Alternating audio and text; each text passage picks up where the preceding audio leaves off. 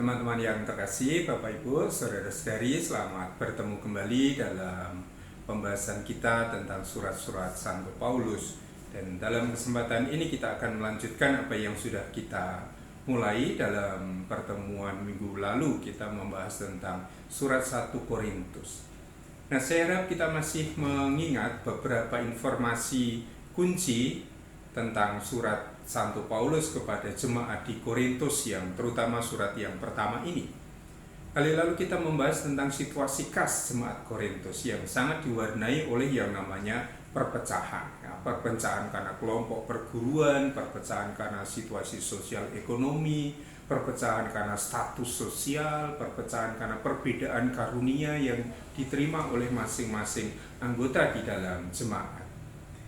Nah, yang akan kita bahas dalam kesempatan ini adalah pokok bahasan yang pertama dalam surat 1 Korintus itu, yang kita beri judul itu dengan hikmat Kristus yang tersalib.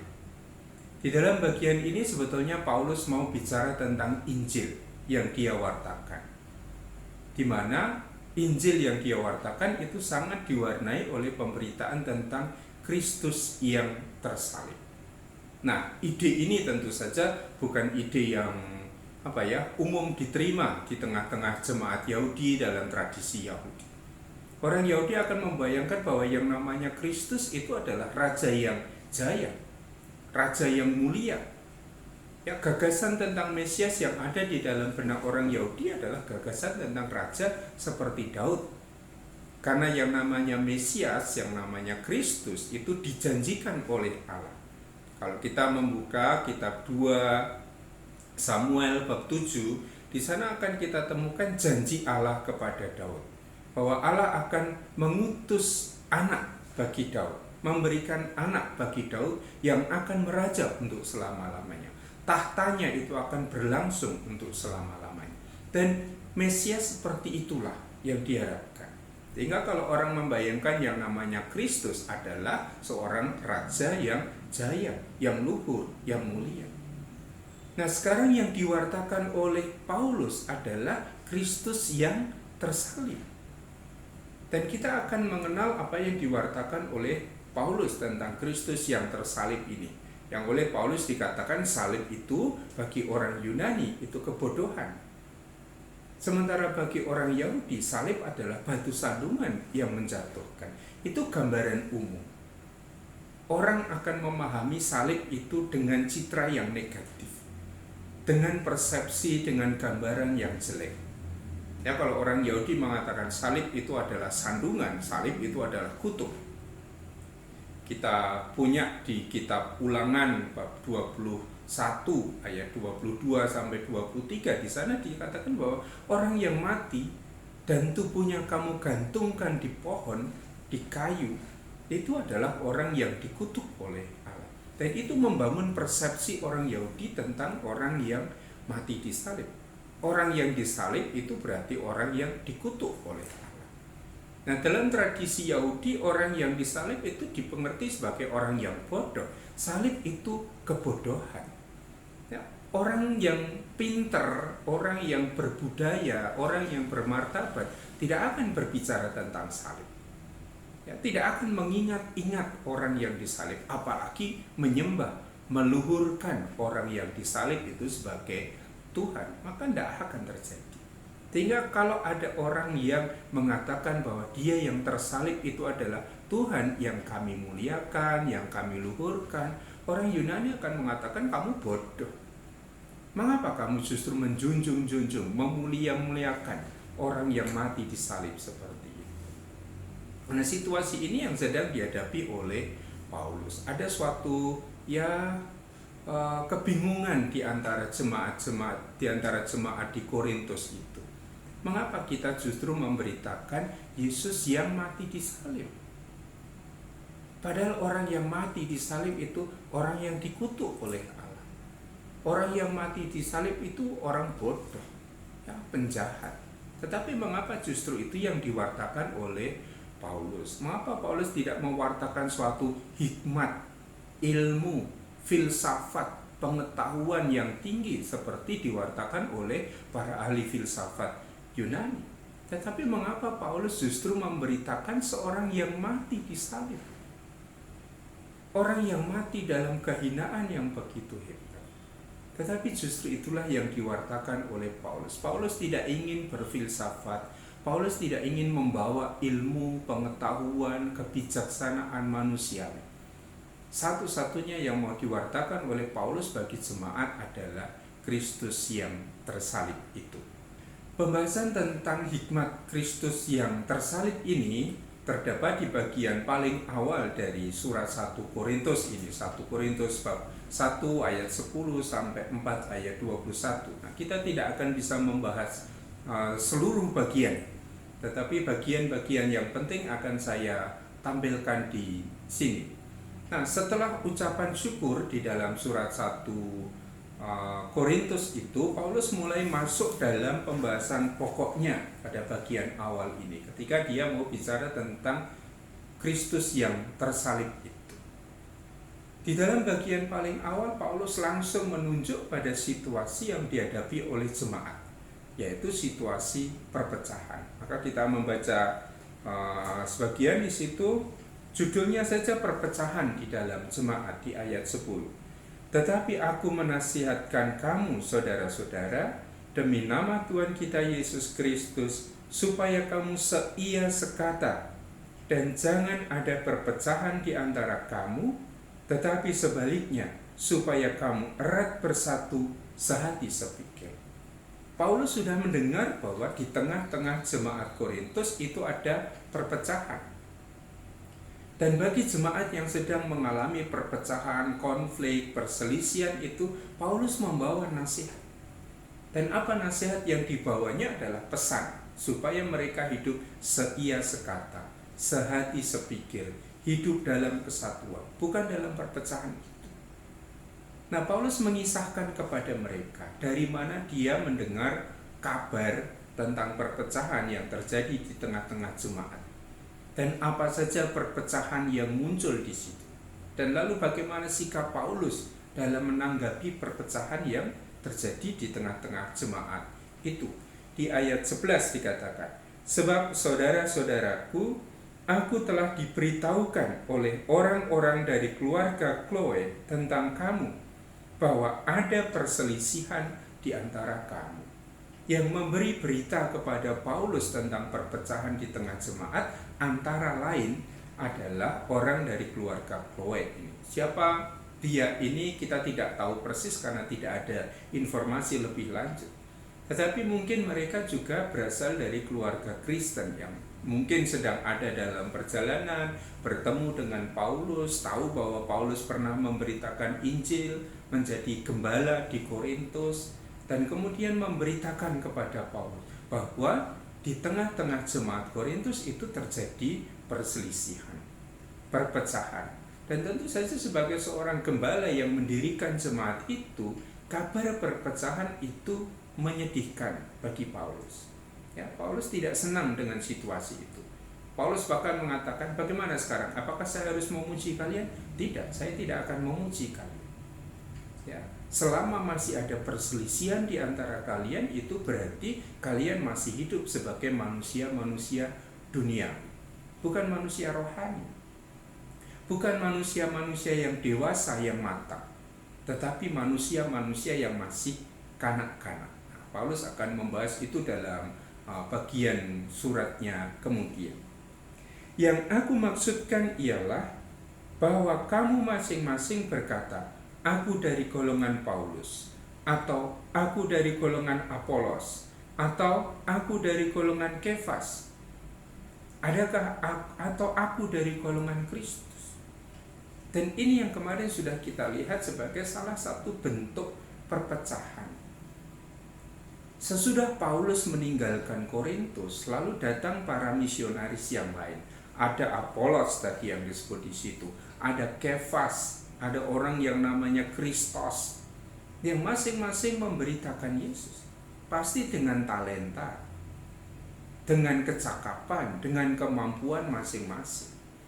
Ya, meskipun kita sama-sama memberitakan Yesus, tetapi kan kita memberitakan Yesus dengan cara kita masing-masing, gaya berefleksi kita masing-masing, gaya berbicara masing-masing. Sehingga seringkali meskipun bicara tentang Kristus yang sama, topiknya, tekanan-tekanannya, pokok-pokok teologinya itu juga seringkali berbeda-beda. Nah, ketika datang sekian banyak misionaris ke Korintus, orang-orang Korintus selalu justru mengagung-agungkan guru masing-masing. Kemarin sudah kita bahas, murid-muridnya Paulus akan mengatakan Paulus paling top. Murid-muridnya Apolos akan mengatakan, oh enggak, Apolos yang paling hebat. Lalu mereka akan saling mempertengkarkan. Mengapa kamu mengatakan Apolos paling hebat? Apolos itu ahli kitab suci. Apolos itu bisa berfilsafat. Apolos itu bisa berbahasa roh dan seterusnya. Yang namanya para pengikut yang fanatik itu selalu akan menempatkan gurunya lebih daripada yang lain. Dan itu yang terjadi. Sebaliknya, murid-muridnya Paulus akan mengatakan hal itu.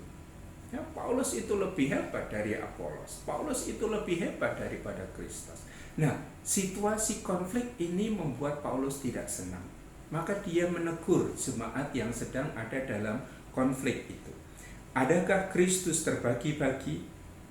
Adakah Paulus disalibkan karena kamu? Atau adakah kamu dibaptis dalam nama Paulus? Paulus sebetulnya hanya mengatakan mengapa harus berselisih? Mengapa harus bertengkar? Kristus itu satu. Kami semua memberitakan Kristus yang sama. Dan perbedaan-perbedaan para penginjil, para misionaris yang menjadi utusan untuk memberitakan Injil tidak perlu membuat mereka harus berkonflik, berselisih satu sama lain. Nah, di bagian akhir Paulus akan bertanya kepada mereka, siapa Paulus? Siapa Apolos? Kami ini hanya alat di tangan Tuhan. Teman-teman sekerja dalam pemberitaan Injil. Paulus yang menanam, Apolos yang menyiram, tetapi Allah yang memberi pertumbuhan. Dengan cara seperti itu Paulus mau mengatakan kepada mereka, sudah, jangan bertengkar, jangan berkonflik, jangan membuat kesatuan jemaat ini pecah hanya kalian karena kalian membanggakan guru-guru kalian masing-masing. Sedang kami ini semua adalah pemberita Injil yang menerima tugas yang sama. Yesus yang kami wartakan adalah Yesus yang sama. Dan ketika mereka terpecah belah sebagai jemaat Kristen yang ada dalam konflik, Paulus tadi bertanya kepada mereka, adakah Kristus terbagi-bagi?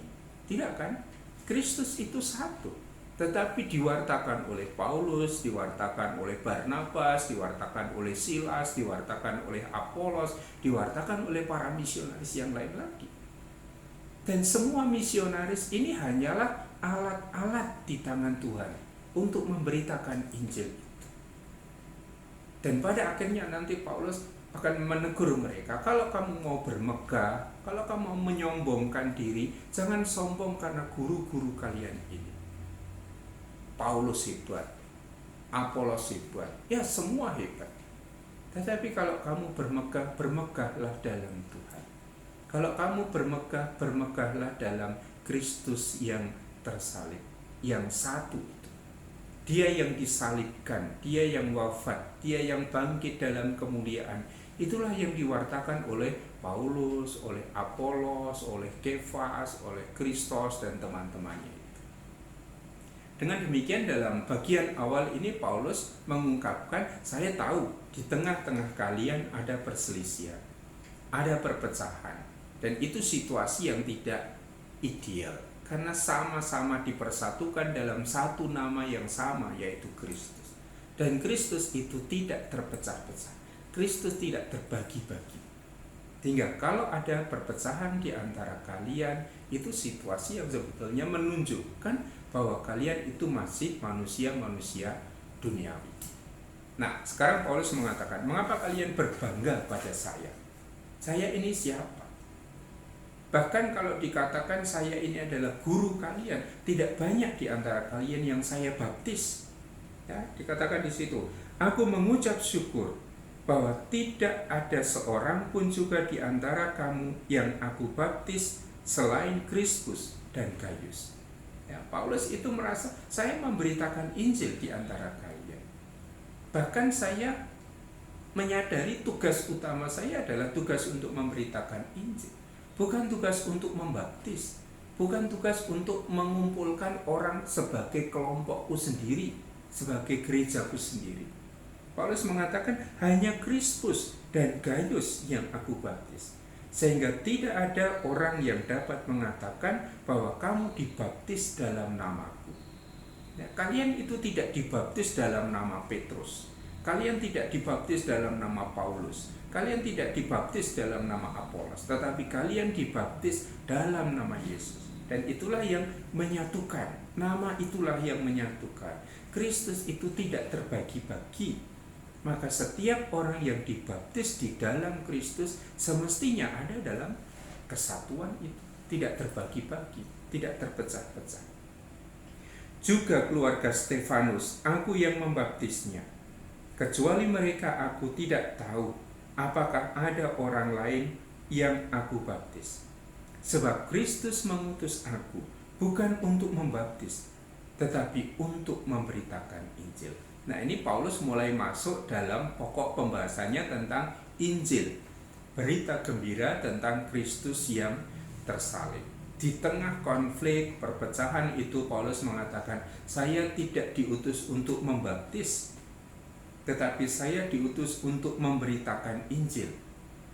Dan Injil yang saya beritakan tidak saya beritakan dengan hikmat manusia, dengan filsafat. Sekali lagi, kalau nanti kita mendengar kata hikmat, itu berarti kata filsafat. Saya tidak memberitakan Injil dengan filsafat, hikmat, pengetahuan manusia. Atau mungkin orang Jawa mengatakan ngelmu, ya, pemahaman yang hebat, yang muncul dari pikiran-pikiran manusia, berfilsafat, menggunakan rasio akal budinya. Tetapi yang saya bawa kepada kalian, yang saya wartakan kepada kalian adalah Kristus yang tersalib. Itu pun bukan dengan hikmat perkataan, supaya salib Kristus jangan menjadi sia-sia. Nah, Paulus sekali lagi menekankan, saya memberitakan Injil bukan dengan hikmat perkataan, dengan kefasihan berbicara, mengucapkan kata-kata manusia. Bahkan nanti juga tidak dengan kefasihan dalam berbahasa roh. Tetapi yang saya beritakan sekarang adalah hikmat Kristus yang tersalib. Ya, Paulus akan mengatakan, saya sekarang memutuskan untuk tidak mengetahui segala sesuatu selain hikmat Kristus yang tersalib. Itu alasannya mengapa bagian pertama dalam pembahasan surah 1 Korintus ini saya beri judul hikmat Kristus yang tersalib. Nah, bagian ini kaya dengan cara berargumentasi atau retorika Yunani yang sudah kita bahas dalam pertemuan yang pertama dulu tentang pola epistolari Yunani dan bagaimana orang-orang itu membangun sebuah argumentasi. Paulus kan mau menjelaskan mengapa dia justru memilih memberitakan Kristus yang tersalib, yang sebetulnya adalah sesuatu berita yang hina, berita yang tidak berarti. Orang Roma itu mengatakan hendaklah salib dijauhkan, tidak hanya dari tubuh orang Roma, tetapi juga dari pikiran orang Roma. Artinya apa? Orang Romawi, warga negara Romawi tidak boleh disalibkan. Karena mati disalib itu berarti kematian yang tanpa martabat. Maka salib itu harus dijauhkan dari orang Roma. Tidak boleh orang Roma itu disalib. Salib itu harus dijauhkan dari pikiran orang Roma. Orang Roma yang bermartabat luhur tidak boleh berpikir tentang salib. Maka kalau kita amati dalam sastra-sastra Romawi, sastra Yunani, mana para penyair, sastrawan yang bercerita tentang orang yang mati di salib? Praktis tidak ada. Karena salib harus diambil dari pikiran, dibuang jauh-jauh. Jangan berpikir tentang salib, jangan menulis cerita tentang orang yang mati di salib. Tetapi orang seperti Paulus ini justru pergi dari satu kota ke kota yang lain untuk memberitakan Injil. Dan Injilnya adalah Injil tentang Kristus yang tersalib. Sehingga ada pertanyaan, mengapa kamu justru memberitakan kepada kami seorang yang mati di salib? Mengapa yang kamu bawa kepada kami adalah Kristus, Mesias yang mati dalam kehinaan seperti itu? Mengapa kamu tidak memberitakan Mesias yang jaya, Raja yang luhur, yang mulia seperti kami bayangkan selama ini? Dan mengapa yang kamu wartakan justru orang yang mati dalam kehinaan seperti itu? Nah, Paulus akan menggambarkan situasi ini dan akan menjelaskan mengapa dia justru bicara tentang Kristus yang tersalib. Tidak bicara tentang ilmu, pengetahuan, hikmat, filsafat yang tinggi seperti biasa diajarkan oleh guru-guru, oleh para filsuf pada zaman itu. Satu-satunya alasan tadi dikatakan oleh Paulus supaya salib Kristus jangan menjadi sia-sia. Saya tidak akan menggunakan kata-kata hikmat yang hebat, ya, keterampilan berbahasa yang luar biasa. Fokus pemberitaan Injil saya adalah tentang Kristus yang tersalib. Hanya itu. Nah, saya di kelas sudah beberapa kali mengatakan, ya, tidak dalam pertemuan surat-surat Paulus, tapi dalam kuliah-kuliah yang lain, bahwa yang menjadi inti pewartaan jemaat Kristen dalam tahap yang paling awal itu adalah tentang Yesus yang wafat, disalib, dan bangkit. Dan Yesus yang wafat, disalib, dan bangkit itu diakui atau diimani sebagai Kristus, Mesias, Anak Allah. Nah, kalau Anda ingat tujuan penulisan semua Injil itu praktis seperti itu. Injil ditulis untuk apa? Untuk memberitakan bahwa Yesus yang wafat, disalib, dan bangkit itu adalah sungguh-sungguh Mesias, Anak Allah. Ya kan, awal dari Injil Markus itu kan selalu kita membaca di situ permulaan Injil tentang Yesus Kristus, Anak Allah. Sehingga bisa kita pahami Markus mau memberitakan Yesus. Yesus yang seperti apa? Yesus yang adalah Kristus, Yesus yang adalah Anak Allah. Injil Yohanes juga memuat tujuan penulisan Injil, bahwa Injil ini ditulis supaya kamu percaya bahwa Yesuslah Mesias, Anak Allah, dan supaya dengan percaya kamu memperoleh hidup. Nah, tujuan seperti itu juga yang dimiliki oleh Paulus. Paulus memberitakan Injil, dan isi dari Injil atau berita gembiranya itu adalah tentang Kristus. Kristus yang seperti apa? Bukan Kristus yang jaya, yang luhur, yang mulia, yang hebat seperti dibayangkan oleh orang-orang Yahudi pada zamannya. Tetapi Kristus yang mengalami banyak penderitaan. Di dalam surat Filipi dikatakan Kristus yang justru merendahkan diri serendah-rendahnya, menjadi manusia, mengambil rupa hamba, taat sampai mati di salib. Dan inilah nanti yang akan menjadi titik tolak bagi Paulus untuk menjelaskan apa itu salib. Ya, bukan kebodohan. Salib itu bukan batu sandungan. Tetapi salib itu adalah hikmat. Salib itu adalah kekuatan bagi orang yang diselamatkan. Di salib orang belajar tentang Mesias yang harus merendahkan diri, mengosongkan diri, taat sampai mati dalam penderitaan itu. Tetapi justru karena dia sudah merendahkan diri serendah-rendahnya, Allah mengaruniakan kepadanya nama yang mengatasi segala nama. Nah, untuk menyimpulkan secara singkat apa yang akan diajarkan oleh Paulus, kali lalu kita mengatakan Paulus itu dalam awal pembahasannya memberikan apa yang kita kenal sebagai proposisi atau tesis. Berarti ini adalah kalimat singkat yang secara padat itu merangkum inti dari pengajaran Paulus pada bagian ini tentang hikmat Kristus yang tersalib. Di ayat 18 kita baca di situ. Sebab pemberitaan tentang salib memang adalah kebodohan bagi mereka yang akan binasa. Tetapi bagi kita yang diselamatkan, pemberitaan itu adalah kekuatan Allah. Ini sudah kontras dengan apa yang selama ini diyakini oleh orang lain. Paulus mengatakan pemberitaan tentang salib memang adalah kebodohan bagi mereka yang akan binasa. Orang Yunani itu mengatakan salib itu adalah kebodohan. Tetapi bagi orang yang diselamatkan, salib itu adalah kekuatan Allah. Ini kontras dengan apa yang diwartakan dan diyakini oleh orang-orang Yahudi, bahwa salib itu adalah skandal.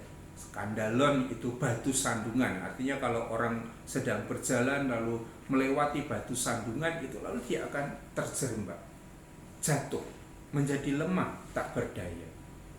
Nah, Paulus justru membalik keyakinan orang-orang zaman itu. Kalau bagi orang Yunani salib itu adalah kebodohan, Paulus mengatakan bagi kami yang diselamatkan, salib itu hikmat.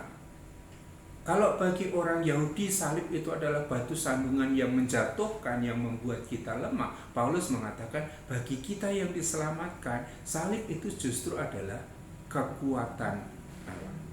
Nah, kita sudah menyadari dari titik ini betapa Paulus itu lalu menjungkir balikkan keyakinan orang zaman itu. Ya, ketika orang selalu mengejar yang di atas, yang kita sebut sebagai kursus honorum itu, mengejar prestise, mengejar nama besar, menempatkan diri di tempat yang paling atas, Paulus justru mengajarkan untuk merendahkan diri. Ya, mengambil tempat tidak menjadi tempat yang pertama. Ya, hendaklah orang menempatkan dirinya di belakang yang lain. Dan itu ide yang dipelajari oleh Paulus dari Yesus. Siapa yang meninggikan dirinya, dia akan direndahkan. Tetapi siapa yang merendahkan dirinya, dia akan ditinggikan. Sehingga Paulus ini punya keyakinan, ya, iman, kepercayaan yang begitu kokoh, yang tidak akan mudah digoyahkan.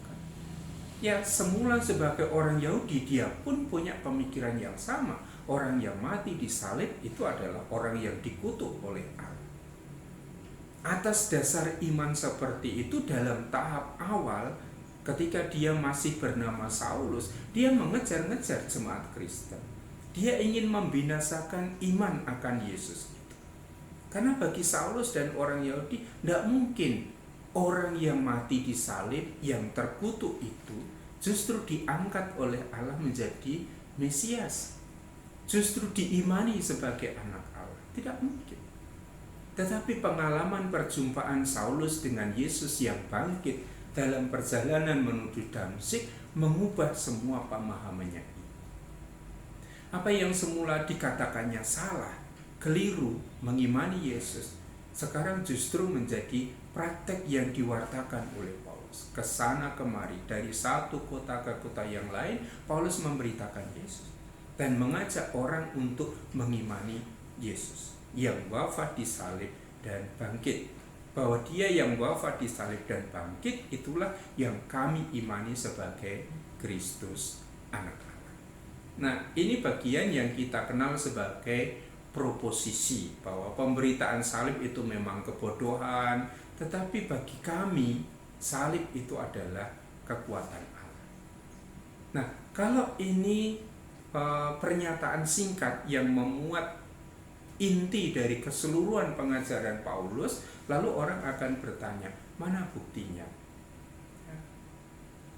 Bagaimana kami yakin bahwa dia yang mati di salib itu sungguh-sungguh adalah hikmat Allah? Bahwa dia yang mati di salib itu adalah sungguh-sungguh kekuatan yang diberikan oleh Allah bagi kita. Nah, ini pertanyaan yang harus dijawab oleh Paulus.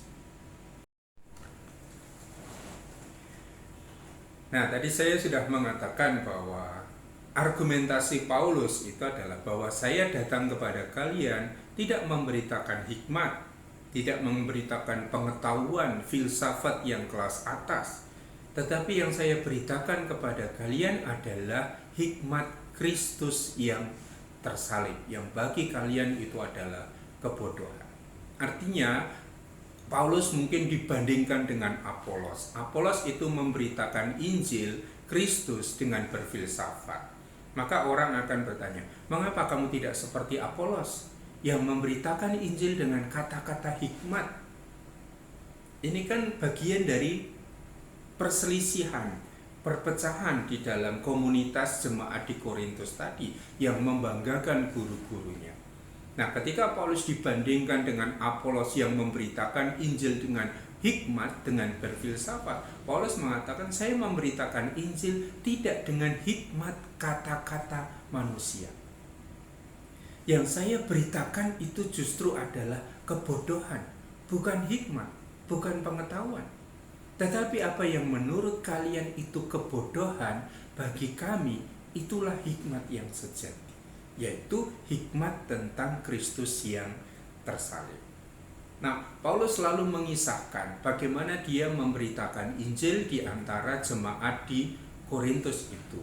Ya, kadang-kadang dia memang menggunakan filsafat, dia akui itu, menggunakan kefasihan berbicara dengan kata-kata manusia.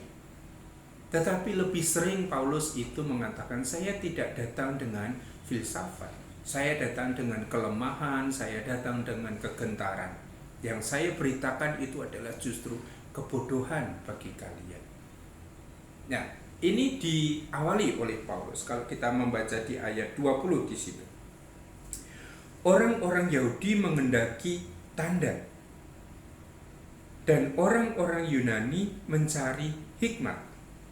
Tetapi kami memberitakan Kristus yang disalibkan. Untuk orang-orang Yahudi suatu batu sandungan, dan untuk orang-orang Yunani atau orang-orang bukan Yahudi suatu kebodohan. Ini yang dalam awal pertemuan tadi saya katakan, itu gagasan yang sangat umum.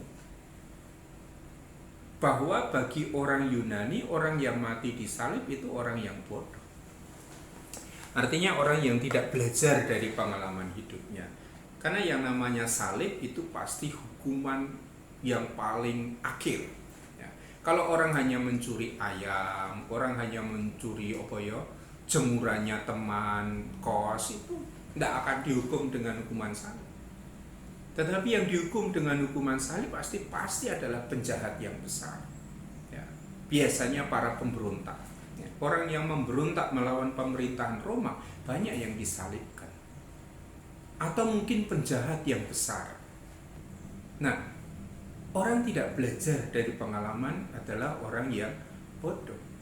Kamu sudah dihukum dengan hukuman-hukuman kecil ini, kamu tidak belajar dari semua peristiwa itu, akhirnya kamu menerima hukuman yang berat. Karena kamu memberontak, karena kamu membunuh, karena kamu merugikan masyarakat, maka kamu menerima hukuman. Sehingga orang yang sampai mati di salib itu adalah orang yang bodoh, yang menyia-nyiakan nyawanya sendiri. Itu bagi orang Yunani. Sementara bagi orang Yahudi, salib itu adalah kutukan. Orang yang disalib adalah orang yang dikutuk. Artinya orang yang tidak diberkati oleh Allah. Dan ini diingat oleh Paulus, ya, kami memberitakan salib yang bagi kalian adalah kebodohan, yang bagi kalian itu adalah batu sandungan. Tetapi salib itu adalah kekuatan dan hikmat Allah bagi mereka yang dipanggil. Dengan cara demikian Paulus menjelaskan kepada jemaatnya, kamu jangan malu karena salib. Orang akan mengatakan, oh kamu itu bodoh, kamu mengikuti Yesus yang mati di salib, yang hina itu. Karena bagi kita, Yesus yang disalib itu bukan kebodohan. Yesus yang mati di salib itu adalah hikmat yang utama bagi kita. Yesus yang mati di salib itu bukan Yesus yang lemah, yang jatuh karena batu sandungan itu. Karena Yesus yang mati di salib adalah anak Allah yang hidup dalam ketaatan sampai akhir. Anak Allah yang justru meninggalkan martabat kealahannya itu, mengosongkan diri menjadi manusia, taat sampai mati di salib. Kalau bagi kalian salib itu adalah kebodohan, bagi kami salib ini adalah ketaatan kepada Allah. Kalau bagi kalian salib itu adalah batu sandungan yang menjatuhkan, bagi kami salib itu justru tanda kesetiaan, kekokohan kami dalam mengikuti kehendak Allah. Dan itu dipelajari oleh Paulus dari pengalaman Yesus sendiri. Suatu saat nanti kita akan mempelajari surat Filipi, dan di dalam kidung kenosis itu Paulus jelas merenungkan tentang salib. Hendaklah kita menaruh pikiran dan perasaan yang terdapat dalam Kristus Yesus, yang walaupun dalam rupa Allah, jadi di atas, tidak menganggap kesetaraan dengan Allah itu sebagai milik yang harus dipertahankan, dikuasai, ya, kesetaraan dengan Allah. Melainkan ia telah mengosongkan diri, merendahkan diri, mengambil rupa hamba, menjadi manusia, taat sampai mati disalib. Dan justru karena dia sudah merendahkan diri sampai mati disalib, Allah meninggikan dia, mengaruniakan kepadanya nama yang mengatasi segala nama. Apakah itu salib itu berarti sesuatu yang menjatuhkan, yang membuat orang gagal, yang membuat orang tidak berhasil menghayati hidupnya? Menurut Paulus justru tidak. Justru karena Yesus itu merendahkan diri, taat sampai mati disalib, dia sekarang ditinggikan oleh Allah. Nah, ini kan pola yang sudah kita lihat sebagai pola spiritualitas yang sangat umum. Dia yang merendahkan diri, dialah yang akan ditinggikan oleh Allah. Sementara dia yang ingin mencari yang di atas, seperti orang-orang Roma dan orang Yunani pada umumnya, dialah yang sekarang akan direndahkan. Nah, ini gagasan tentang salib yang diwartakan oleh Paulus yang praktis itu membalik cara berpikir orang tentang salib pada waktu itu. Maka Paulus mengatakan, kalau bagi kalian salib adalah kebodohan, bagi kami salib adalah hikmat. Kalau bagi kalian salib adalah batu sandungan yang menjatuhkan, membuat orang gagal, terkapar, lemah, bagi kami salib adalah kekuatan. Nah, teman-teman, Bapak Ibu, saudara-saudari, bisakah kita menyadari bahwa salib itu adalah kekuatan bagi kita? Ya, kalau kita merayakan hari Jumat Agung, kita kan juga menyanyi, ya kan? Kita harus bangga akan salib Tuhan kita, Yesus Kristus. Tapi kalau kita lihat kenyataan hidup kita, apakah kita bangga akan salib itu? Apakah kita merasa saya itu dikuatkan ketika saya membawa salib itu? Ataukah saya justru akan berpikir seperti orang-orang yang dilawan Paulus, oh salib itu membuat saya malu, salib itu harus saya sembunyikan, salib itu menampakkan kerapuan saya. Selingan sedikit ya, dulu ketika saya kuliah di sini, frater, saya tinggal di seminari Kentungan ini tahun 98, itu adalah zaman reformasi. Kita mulai ikut di dalam gerakan-gerakan pro reformasi zaman itu, dengan demo dan macam-macam hal. Ada seorang teman angkatan yang sekarang tinggal bersama kami di seminari juga, yang dalam kegelisahan yang besar karena penculikan aktivis-aktivis, karena situasi kemasyarakatan yang begitu mengerikan pada waktu itu di akhir masa pemerintahan Presiden Soeharto. Kemudian dia merenung-renung dan muncul ide, aku mau sembahyang, saya mau berdoa. Dan dia menawarkan kepada kami, sopo arep melu aku, siapa mau ikut berdoa? Kami tidak tahu apa yang akan didoakan. Dia hanya mengatakan, saya mau berdoa jalan salib. Lalu dia pulang ke rumahnya, karena rumahnya itu di Kalasan, jadi dekat ya. Ketika dia pulang dari Kalasan, dia sudah membawa bambu-bambu gitu, yang dia rangkai menjadi salib. Dan mulailah dia berdoa. Seingat saya waktu itu hari Sabtu, karena saya waktu itu mengajar di SMP Immaculata, dia mulai berjalan itu. Dan dia mulai berdoa, mendoakan jalan salib itu di kapel seminari tinggi. Lalu keluar, menyusur jalan Kaliurang menuju perempatan Kentungan itu. Masih oke jalan. Mulutnya dilakban itu, sehingga dia tidak bisa bicara apa-apa. Hanya memikul salib dan berjubah itu. Orang bertanya-tanya, Cakwi mau apa sih? Dengan jubah putihnya itu, dengan mulut dilakban, dia memikul salib. Dan itu terus dia pikul sampai di Selokan Mataram sana itu, menjelang UGM. Dan di sana ada pos polisi dan dia dicegat oleh polisi di situ. Kemudian salibnya itu diminta oleh polisi itu. Dan karena dia tidak bisa bicara apa-apa, ya, salibnya itu dia lepaskan, dia tinggal di situ. Dia diizinkan untuk terus berjalan, mendoakan jalan salib itu kalau salibnya itu tidak dia bawa. Dan dia terus berjalan sampai keraton, muter lewat IAIN, Sunan Kalijogo itu, dan pulang lagi ke sini. Dan sore harinya dia sharing kepada kami. Dan apa yang dia sharingkan? Ketika saya berjalan dengan salib ini, perjalanan saya terasa ringan. Ada sesuatu yang berarti yang saya bawa. Tetapi perjalanan saya menjadi hampa, hambar, tidak ada rasanya. Justru ketika salib ini diambil oleh polisi-polisi itu. Nah, saya ingat apa yang dikatakan oleh Paulus. Salib itu kekuatan. Salib yang kita bawa itu justru membuat kita merasa hidup saya ini berarti.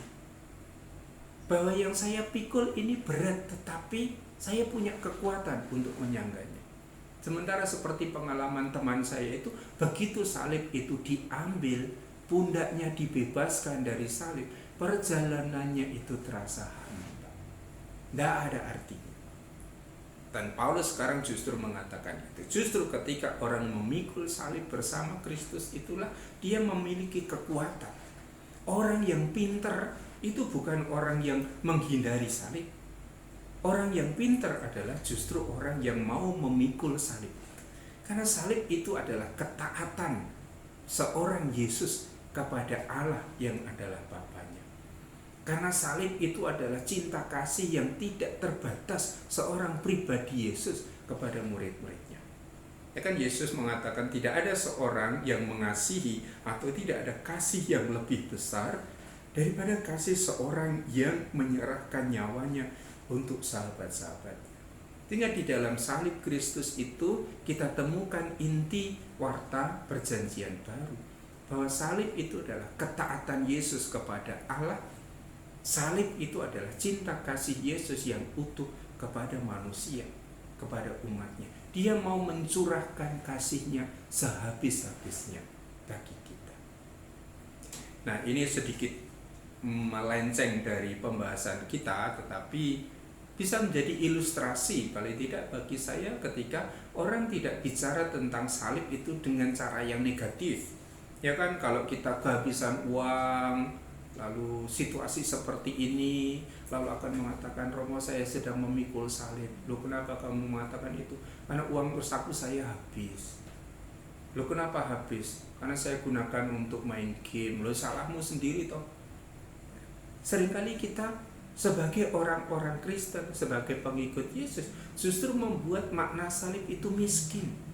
Setiap kesusahan, setiap kesulitan juga yang muncul karena kesalahan kita sendiri, kita mengatakan itu salib. Padahal di dalam peristiwa dan pengalaman hidup Yesus, salib itu selalu adalah wujud ketaatannya kepada Allah dan wujud cinta kasihnya kepada sesama. Tanpa ketaatan kepada Allah, tanpa cinta kasih kepada sesama, segala wujud penderitaan itu tidak layak untuk disebut salib. Nah, Paulus itu nanti akan mengalami sekian banyak penderitaan yang ditanggung dengan kekokohannya. Justru karena dia mengalami, saya menderita bersama Kristus. Saya berbahagia, saya bersyukur boleh menambahkan sesuatu dalam penderitaan Kristus. Nah, ini gaya Paulus berbicara tentang salib. Sehingga dia sudah dalam pemberitaan kepada jemaat di Korintus, dia mengatakan.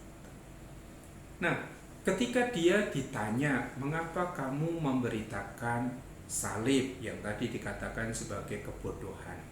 Itu kan ya pewartaan untuk orang-orang bodoh juga. Kalau kamu harus berbicara kepada orang yang berilmu, orang yang berhikmat, kamu juga harus ngomong tentang hikmat. Jangan ngomong tentang hal seperti itu. Nah, Paulus mengingatkan mereka sekali lagi bahwa yang bagi dunia ini dianggap bodoh, bagi orang yang diselamatkan itu adalah kebijakan.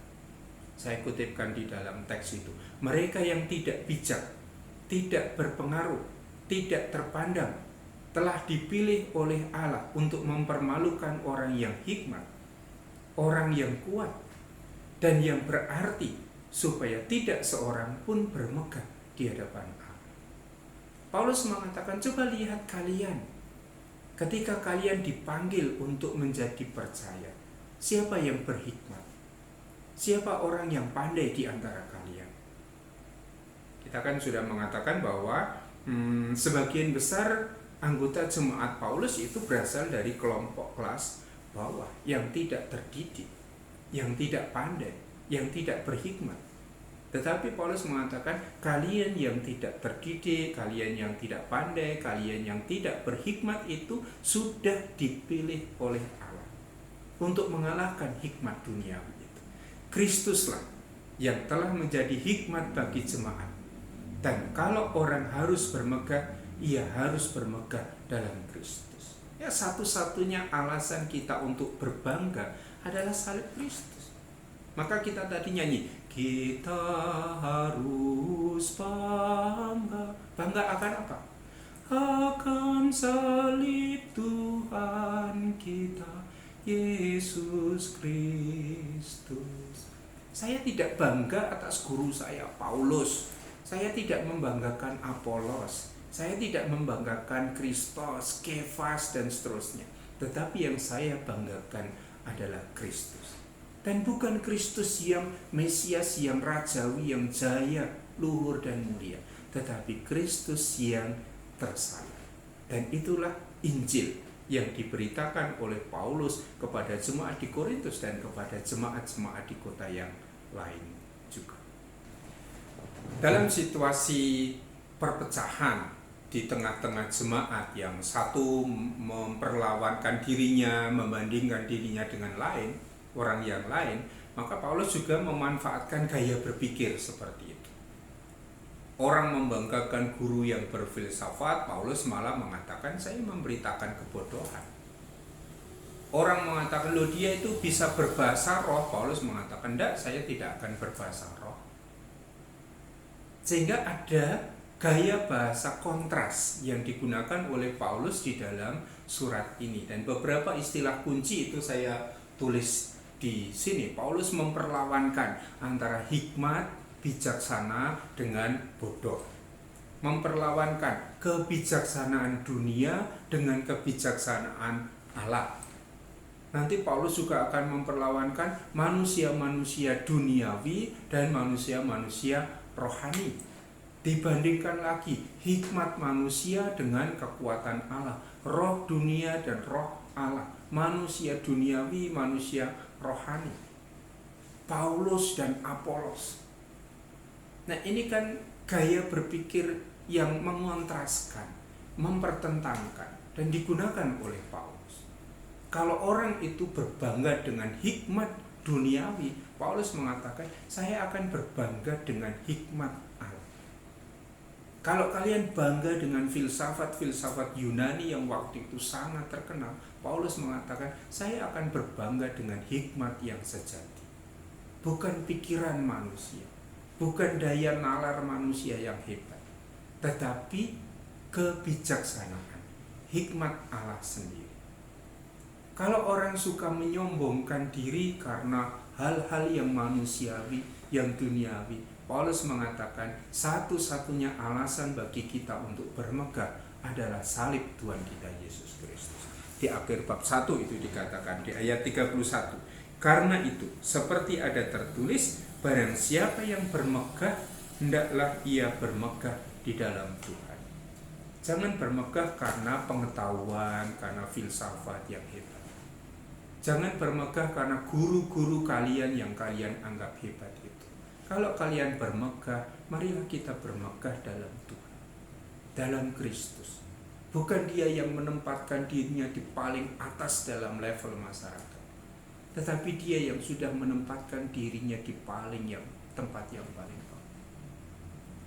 Apakah Yesus itu harus mengejar tempat yang paling atas? Mengapa dia harus mengejar? Karena dia semula dalam rupa Allah, semartabat dengan Allah. Kalau Injil Yohanes bahkan mengatakan pada mulanya adalah firman, firman itu bersama dengan Allah, dan firman itu adalah Allah. Maka tidak ada prestise yang harus dikejar oleh Yesus, karena sedari semula dia sudah memiliki itu. Tetapi apa yang sudah dimiliki itu, Paulus katakan, tidak dia anggap dia kuasai untuk dirinya sendiri, tetapi dia melepaskannya supaya dia bisa mengosongkan diri. Nah, ini kontras yang juga dibangun oleh Paulus, ya. Orang yang suka menyombongkan diri karena pemahaman, karena pengetahuan, karena filsafat, karena kebijaksanaannya, itu akan dikontraskan dengan orang yang bermegah di dalam Tuhan, bermegah di dalam Kristus yang tersalib itu. Nah, gaya bahasa atau gaya bicara kontras itu digunakan oleh Paulus.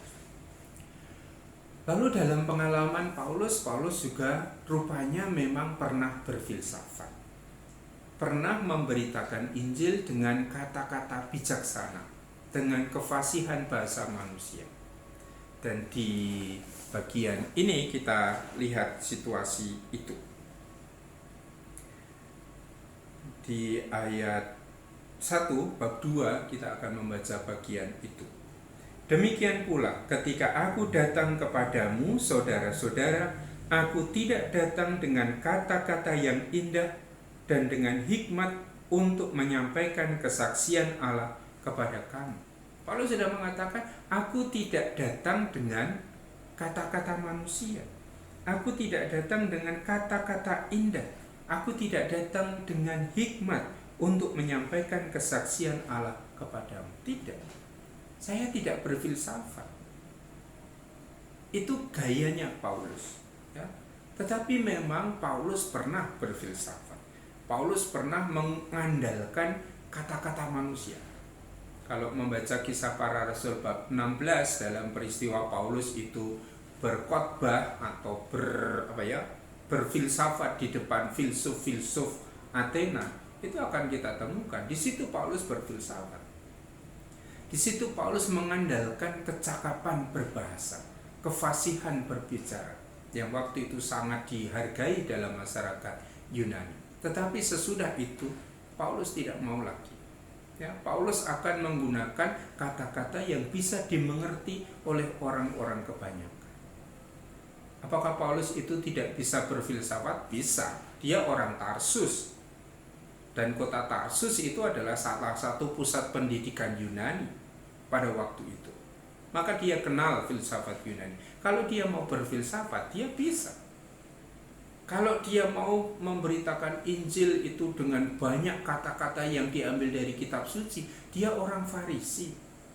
Sangat kenal dengan yang namanya tradisi Yahudi, sangat kenal dengan yang namanya kitab suci. Kalau dia mau memberitakan Injil dengan bahasa roh, apakah Paulus tidak bisa? Paulus mengatakan, saya bisa. Tetapi kalau saya harus berbicara kepada kalian, saya tidak akan berbicara dengan bahasa roh. Mengapa? Kalian tidak mengerti. Kalau saya harus menyampaikan Injil, memberitakan Injil, saya tidak memberitakan Injil dengan bahasa roh, tetapi saya akan bernubuat. Kata-kata yang biasa, tetapi itu dipahami oleh orang banyak. Sebab aku telah memutuskan untuk tidak mengetahui apa-apa di antara kamu selain Yesus Kristus, yaitu Dia yang disalibkan. Satu-satunya inti atau pokok pemberitaan Paulus adalah tentang Yesus yang disalibkan. Paulus tidak mau itu mengutip ajaran-ajaran, paham-paham filsafat pada zaman itu. Nah, saya tidak bisa menjelaskan macam-macam filsafat zaman itu, tapi ada sekian banyak aliran-aliran filsafat, aliran-aliran ilmu, aliran kebijaksanaan yang waktu itu dicari oleh orang-orang Yunani. Dan Paulus mengatakan, tidak, saya tidak akan mewartakan itu. Yang saya wartakan adalah Kristus yang tersalib. Inilah filsafat yang sejati untuk saya. Inilah hikmat yang sejati. Inilah kekuatan yang sejati untuk saya. Meskipun bagi kalian bodoh, tidak masalah. Meskipun menurut kalian itu skandal, batu sandungan yang menjatuhkan, tidak masalah. Bagi kami, bagi saya, salib itu hikmat. salib itu kekuatan Allah. Dan keyakinan Paulus itu tidak tergoyahkan. Aku juga telah datang kepadamu dalam kelemahan dan dengan sangat takut dan gentar. Meskipun Paulus itu guru yang hebat, Paulus itu datang ke Korintus itu dia katakan dengan kelemahan, dengan takut dan gentar yang hebat. Dan itulah yang dibawa oleh Paulus ke Korintus. Baik perkataanku maupun pemberitaanku tidak kusampaikan dengan kata-kata hikmat yang meyakinkan, tetapi dengan keyakinan akan kekuatan roh. Kalau saya berbicara, saya tidak mengandalkan kefasihan berbicara saya. Kalau saya berbicara, saya tidak mengandalkan hikmat, kebijaksanaan, pengetahuan saya sendiri. Tetapi kalau saya berbicara, saya mengandalkan roh yang bekerja dalam diri saya, dengan keyakinan akan kekuatan roh. Ayat 5, supaya iman kamu jangan bergantung pada hikmat manusia, tetapi pada kekuatan Allah. Ya, supaya kamu jangan ngomong, oh Paulus itu hebat karena bisa berkhotbah, oh Paulus itu hebat karena bisa berfilsafat. Bukan Paulus yang hebat. Ya, kita kan bisa melihat kita seringkali kagum pada romo-romo, pada pengkhotbah yang bisa fasih berbicara, bahkan bisa khotbah 1 jam penuh dengan berapi-api. Tetapi selalu kita harus melihat, apakah fokus perhatian kita ada pada romo itu, pada pengkhotbah itu, ataukah kita berfokus pada Yesus yang dikhotbahkan, yang diwartakan oleh romo. Selama kita menjadi katekis, menjadi guru agama, menjadi apapun dalam tugas perutusan kita, homili, berkhotbah, mengandalkan kata-kata manusia, biasanya kita mencari sesuatu untuk diri kita sendiri. Kita tidak menggunakan diri kita, mulut kita, batin kita untuk memberitakan Allah. Tetapi orang yang mengandalkan kata-kata manusia di dalam memberi renungan, di dalam mengajar, di dalam berkhotbah, biasanya orang mewartakan dirinya sendiri. Maka kata-kata Paulus, sharing Paulus ini juga menjadi pedoman untuk kita. Kalau saya mengajar, kalau saya berkatekese, kalau saya sharing, siapa yang saya beritakan? Diri saya sendiri? Ataukah saya memberitakan Yesus yang saya alami? Nah, dalam tradisi Dominikan itu terkenal ungkapan contemplata aliis tradere. Jadi tradere itu menyampaikan, aliis kepada yang lain. Jadi menyampaikan kepada yang lain apa yang lebih dahulu saya kontemplasikan. Ya. Kalau saya memberitakan Injil tanpa lebih dahulu saya mengkontemplasikan Injil itu, berita yang saya bawa itu pasti hambar. Bapak Suci itu mengatakan, bagaimana mungkin saya membawa berita gembira kepada orang lain, menggembirakan orang lain dengan Injil itu, kalau Injil itu tidak lebih dahulu menggembirakan kita. Maka sebelum saya memberitakan Injil, saya sudah lebih dahulu merenungkannya, meresapkannya, mempraktekannya. Itu cara yang benar. Ya, dulu ada Rabi Akiba, ini seorang rabi Farisi yang terkenal juga pada zaman itu setelah Yesus. Dan kebiasaan orang yang namanya orang Farisi itu adalah membaca kitab suci, mempelajari kitab suci, dan mengkhotbahkannya sebagai guru-guru, rabi. Dan waktu Rabi Akiba itu masuk ke sinagoga, ke sebuah rumah ibadat, pemimpin rumah ibadat tahu bahwa ini adalah seorang guru yang hebat, maka dia diminta untuk berkhotbah. Tapi apa jawaban Rabi Akiba waktu itu? Tidak, saya tidak mau berkhotbah. Ditawari lagi, Rabi Akiba tidak mau. Setelah selesai ibadat, dia pergi dari rumah ibadat itu diikuti oleh murid-muridnya. Dan murid-muridnya tanya, Rabi, mengapa Rabi tidak mau berkhotbah tadi? Bukankah itu adalah makanan kita? Artinya makanan orang Farisi adalah membaca kitab suci, merenungkan, dan kemudian mengkhotbahkannya, mengajarkannya juga. Dan Rabi Akiba mengatakan, sebelum saya memakannya 3 kali, saya tidak akan mengkhotbahkannya. Artinya apa? Rabi Akiba mengatakan, sebelum saya membaca teks kitab suci itu, merenungkannya, meresap-resapkannya 3 kali, saya tidak akan mengkhotbahkannya. Dan itu yang dibuat oleh Paulus. Apa yang diwartakan oleh Paulus itu adalah apa yang sudah diterima di dalam hatinya. Yang diwartakan oleh Paulus adalah Kristus yang tersalib. Dan Kristus yang tersalib itu lalu bangkit. Dan dia sudah menerima Kristus yang tersalib itu ketika dia justru mengejar-ngejar jemaat Kristen sampai di Damsyik. Dalam peristiwa itulah dia menyambut kehadiran Kristus yang tersalib, yang diimani sebagai Mesias, anak Allah. Dan pengalaman rohani, pengalaman imannya ini yang sekarang diwartakan. Maka Paulus sebagai pewarta itu tidak mewartakan dirinya sendiri.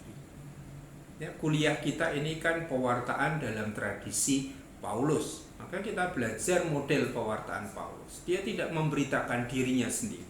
Satu-satunya yang diberitakan adalah Kristus yang tersalib, yang baginya adalah hikmat, yang baginya adalah kekuatan. Kalau tadi kita melihat salah satu bagian, ternyata Paulus itu juga pernah berfilsafat. Sekarang Paulus tidak lagi mau berfilsafat. Dan mengapa Paulus tidak mau berfilsafat? Karena tidak dipahami oleh umat yang diajak bicara.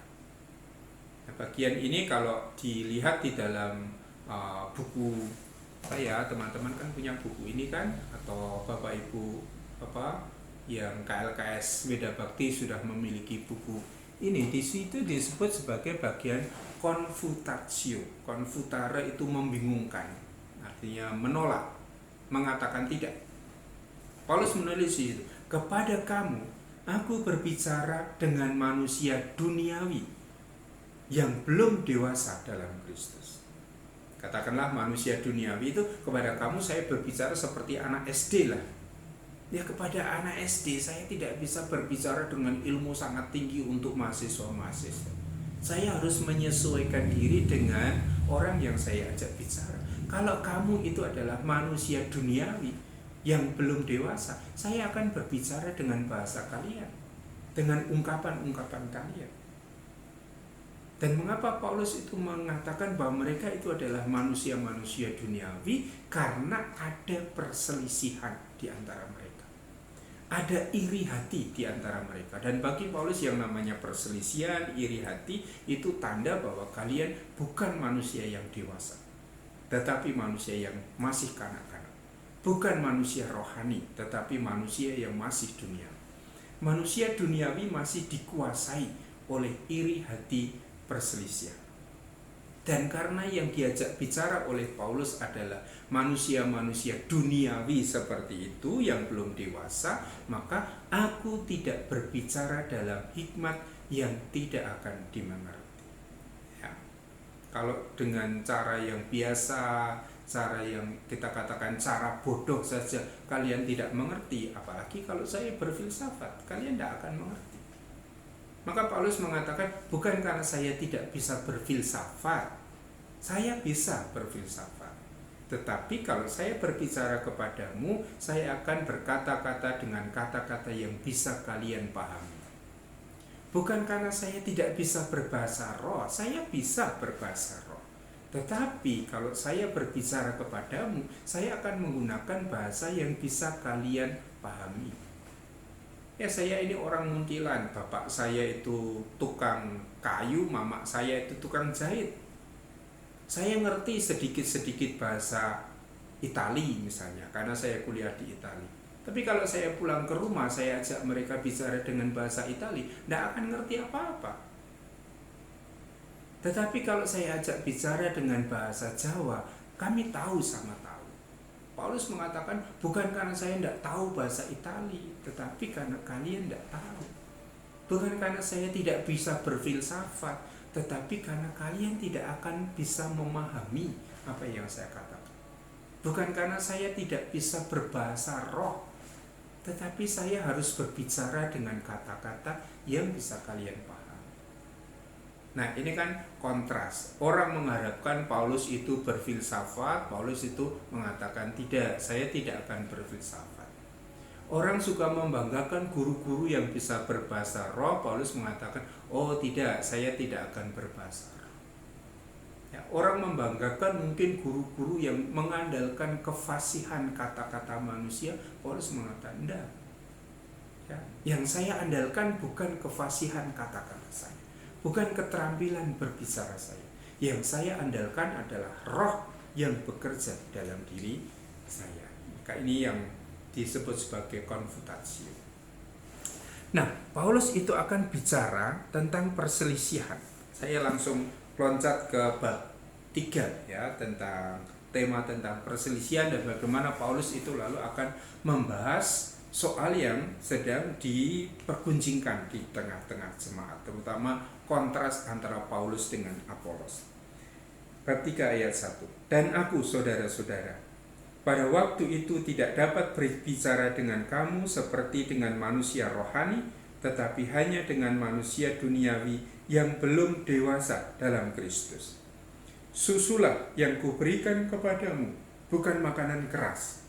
Jadi ini Paulus berbicara berdasarkan pengalaman yang sehari-hari. Kepada seorang bayi, orang tidak bisa memberikan makanan yang keras. Kepada bayi ya diberikan susu, karena itulah yang bisa dimakan, dicerna oleh bayi. Kalau kepada orang yang sudah gede, yang sudah dewasa, makanan yang keras, selondok, daging, bisa dicerna, tetapi untuk bayi tidak. Dan Paulus mengatakan, susulah yang kuberikan kepada kamu, karena kamu belum dewasa, kamu masih kanak-kanak, kamu masih bayi. Bukanlah makanan yang keras, sebab kamu belum dapat menerimanya, dan sekarang pun belum dapat menerima. Jadi Paulus mengatakan, dulu saya memberi kalian susu yang lembut, yang bisa kalian cerna, dan sekarang saya pun rupanya masih harus memberi susu itu, tidak memberi makanan yang keras, karena kalian tidak bisa mencernanya. Kalian masih kanak-kanak seperti bayi, karena kamu masih manusia duniawi. Sebab jika di antara kamu ada iri hati dan perselisihan, bukankah hal itu menunjukkan bahwa kamu manusia duniawi dan bahwa kamu hidup secara manusiawi? Jadi yang sudah dikatakan, kalau ada perselisihan, kalau ada iri hati, itu tanda bahwa kamu manusia dunia dan masih hidup dengan cara-cara manusiawi, bukan dengan cara-cara rohani. Karena jika seorang berkata, aku dari golongan Paulus, dan yang lain berkata, aku dari golongan Apolos, bukankah hal itu menunjukkan bahwa kamu manusia duniawi yang bukan rohani? Jadi kalau kelompoknya Paulus itu bertengkar dengan kelompoknya Apolos, Paulus itu mengatakan, itu loh tanda bahwa kalian itu belum dewasa. Itu loh tanda bahwa kalian itu manusia-manusia duniawi, bukan manusia rohani. Ya, karena tanda bahwa orang itu masih hidup secara duniawi, masih mengandalkan kemanusiaannya, itu adanya iri hati, perselisihan. Sehingga coba kita lihat dalam hidup kita, dalam batin kita sendirilah. Selama di dalam diri kita ini masih hidup dengan sangat kuat iri hati, orang hanya akan membangun konflik, perpecahan dengan yang lain. Begitu juga dalam kelompok-kelompok kita, dalam komunitas Kristiani kita. Yang satu membanggakan diri dengan yang lain, pasti ada perpecahan. Ya, nanti kalian akan menjadi tenaga pastoral di paroki juga, jadi katekis. Kalau katekis itu begitu bersatu dan ingin mengibarkan bendera katekis, lalu akan berlawanan dengan yang lain. Ya, kelompok prodiakon akan mengibarkan benderanya sendiri, katekis mengibarkan benderanya sendiri, PSE mengibarkan benderanya sendiri, lektor mengibarkan benderanya sendiri. Masing-masing berbangga dengan kelompoknya. Ya, paroki itu tidak akan lamalah bertahan. Hanya akan ada konflik, perpecahan, sehingga orang hidup secara manusiawi, ngurusi urusannya dewi, Yang dipikirkan itu hanya urusan kita sendiri. Sementara di dalam hidup jemaat, di dalam hidup iman kita, yang harus menjadi fokus kita adalah Yesus. Yang harus kita kibarkan itu bukan bendera kita masing-masing. Yang harus kita kibarkan adalah panji-panji Kristus. Juga di tengah-tengah situasi jemaat, situasi masyarakat kita sekarang ini yang menuntut gereja itu masuk dalam keterlibatan yang nyata. Kita sekarang hidup dalam situasi pandemi seperti ini. Sampai-sampai kita harus kuliah online seperti ini. Tetapi pasti situasi ini tidak boleh menutup kita dari sesama yang menderita. Tidak boleh mengisolasi kita di rumah kita, di tempat kos kita, di pasturan yang nyaman itu. Tetapi situasi ini harus menggerakkan orang untuk keluar, untuk berbuat sesuatu yang nyata bagi sesama. Bapak Suci sudah mengingatkan kita karena janganlah gereja kita ini menjadi gereja yang takut, yang suam-suam kuku, yang kehadirannya tidak dirasakan. Tetapi harus menjadi gereja yang ambil bagian dalam derita sesama, dengan solidaritasnya, dengan tanggung jawab atas derita sesama. Tidak diam saja. Dan ini butuh gerakan bersama. Tidak mungkin toh ditangani oleh satu kelompok, tidak mungkin ditangani oleh romonya sendiri, tapi butuh sinergi, kerjasama. Kalau sebuah paroki itu sudah terbiasa terpecah-pecah, maka situasi tanggap darurat seperti ini pun tidak akan menggerakkan paroki itu untuk bekerja bersama. Tetapi sebuah paroki yang sudah terbiasa meninggalkan bendera kelompok-kelompok, lalu pasti akan dengan lebih cepat itu bereaksi, lebih cepat menanggapi situasi yang darurat seperti ini dalam satu kerjasama. Nah, itu ilustrasi dari apa yang dikatakan oleh Paulus. Kalau masih ada iri hati, masih ada perpecahan di antara kalian, itu tanda bahwa kalian manusia-manusia dunia. Kalau kelompok-kelompok kalian masih berjuang saling berlomba untuk mengibarkan bendera masing-masing, itu tanda kalian itu bukan manusia rohani. Tetapi kalau kelompok-kelompok perguruan, jemaat yang masing-masing berbeda itu akhirnya bisa bersatu, bergandeng tangan, bekerja bersama, itulah jemaat yang disebut sebagai jemaat rohani. Nah, nanti kalau kita membahas bab 12, bab 14 minggu depan kita akan melihat itu. Yang diidealkan oleh Paulus adalah semua orang bekerja dengan karisma, dengan karunia masing-masing, bukan untuk dirinya sendiri, kehebatan dirinya sendiri, tetapi untuk perkembangan jemaat. Paulus juga mengatakan, saya bekerja bukan untuk diri saya sendiri. Apolos bekerja bukan untuk dirinya sendiri. Kami semua bekerja itu hanya untuk memberitakan Injil yang sama. Maka mengherankan kalau kalian itu bertengkar satu sama lain karena kalian muridnya Apolos, karena kalian muridnya Paulus. Ya, kalian tidak dibaptis tadi dalam nama Apolos.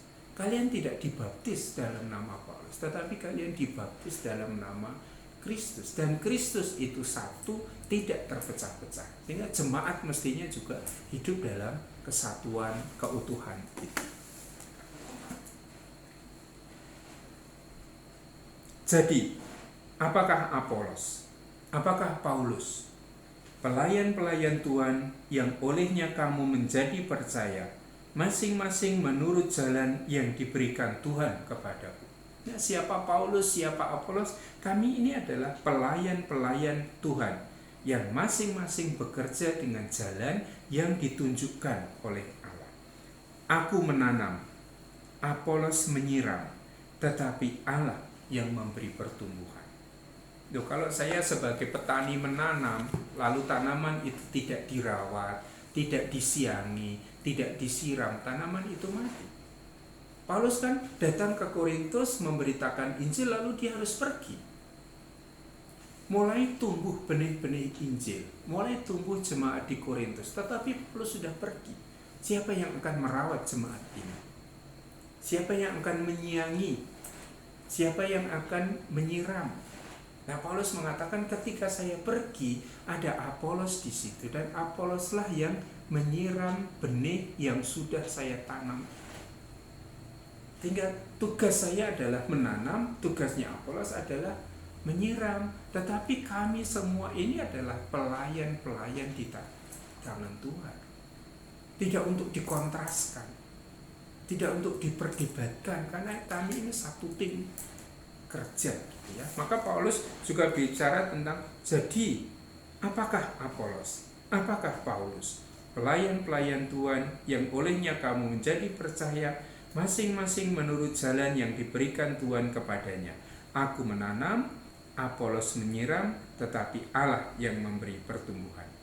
Karena itu, yang terpenting bukanlah yang menanam atau yang menyiram, melainkan Allah yang memberi pertumbuhan.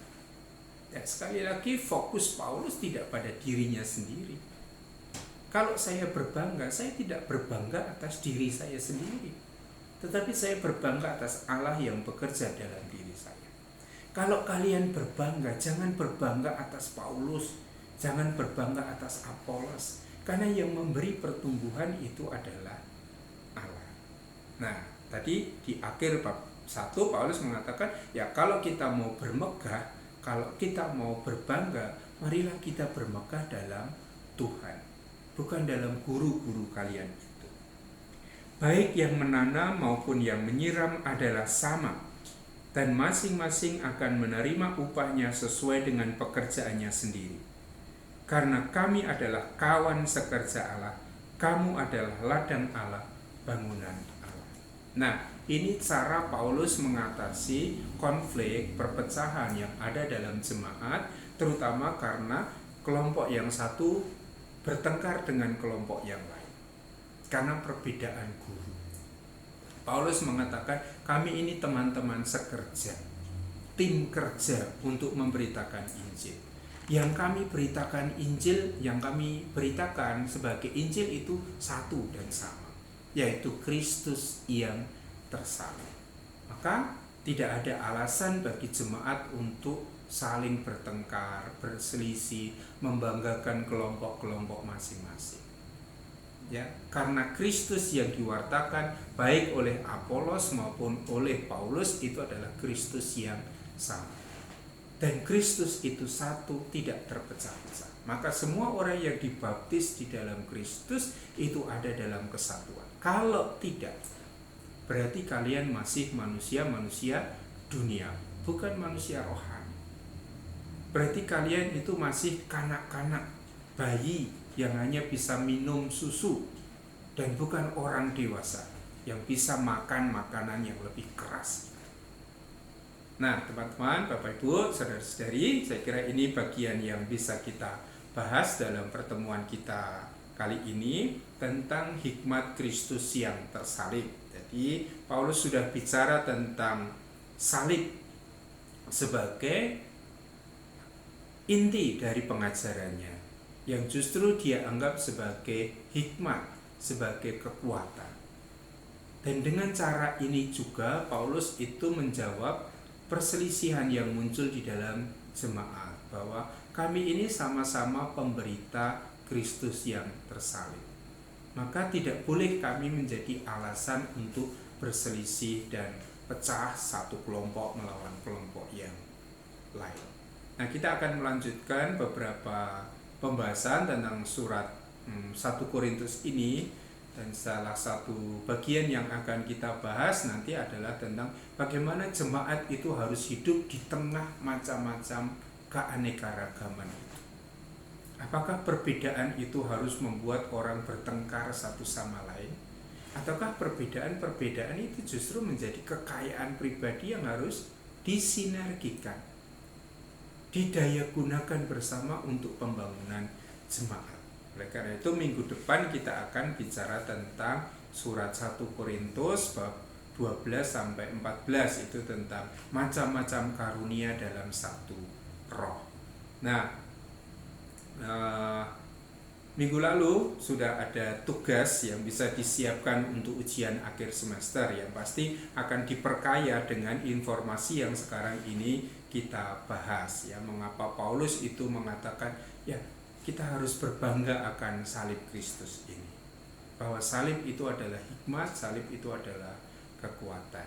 Maka yang saya jelaskan pada kesempatan ini bisa diolah kembali untuk memperkaya bahan-bahan yang minggu lalu sudah dibuat oleh teman-teman di semester 6 ya. Ini dipersiapkan dan pasti akan keluar dalam ujian akhir semester nanti. Sementara Bapak Ibu, para peserta kursus lanjut kitab suci Weda Bakti, ini sebagai ganti dari pertemuan-pertemuan kita yang harus dibatalkan dan kita hanya bisa bertemu lewat grup WhatsApp ya. Semoga kalau ada yang kebetulan kangen saya ya bisa lihat wajah saya seperti ini, belum berubah, hanya tambah tua karena kerja di rumah ya, akhirnya tambah gemuk, tetapi sukacita itu tetap kita alami bersama. Semoga wabah ini segera usai dan kita bisa ya melanjutkan pertemuan kita meskipun sudah dengan cara yang berbeda dalam kursus lanjut kitab suci selanjutnya. Maka terima kasih untuk teman-teman, Bapak Ibu, saudara-saudari, semoga apa yang kita bahas pada kesempatan ini bisa menjadi sumber tambahan pengetahuan, pendalaman kita tentang semangat pewartaan Paulus. Terima kasih.